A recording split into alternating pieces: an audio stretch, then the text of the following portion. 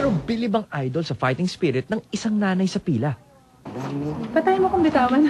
Pinanganak ko siyang normal, pero yung katulong namin, nasundot yung tenga niya. So, nagkaroon ng infection, kaya may hearing impairment siya, moderate, mga 35 decibel.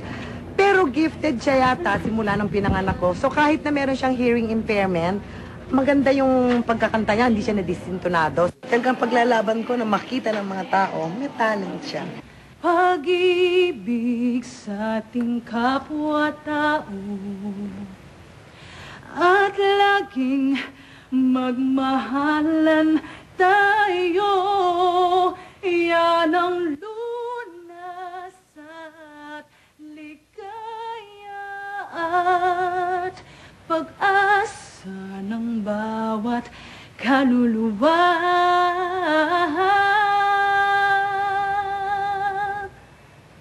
Yan ang hiwaga ng buhay ng tao.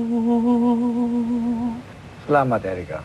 Paano naman kayong stage, ma'am? Kinakabahan ako at the same time. Sobra, minsan nagagalit na siya sa akin. Lahat. Yung makeup mo, o yung mag-lipstick ka, lahat. Kumbaga, Why? from physical to emotional to spiritual, o nagdasal ka na ba? Yung lahat ng aspect. Is your mother with you? Opo.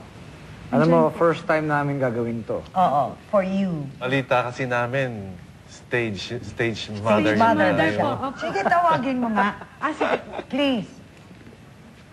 Dalawa lang. Pasok mo sa loob. Pakandahin ko ngayon.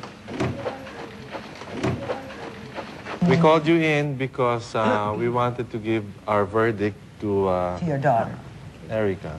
It's a yes for me, Mr. Chairman. It's a yes for Mamita. Ako, 90 kanina ang grade.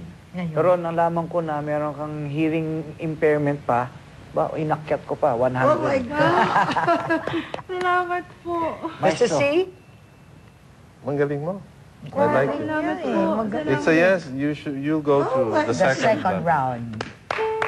Don't worry.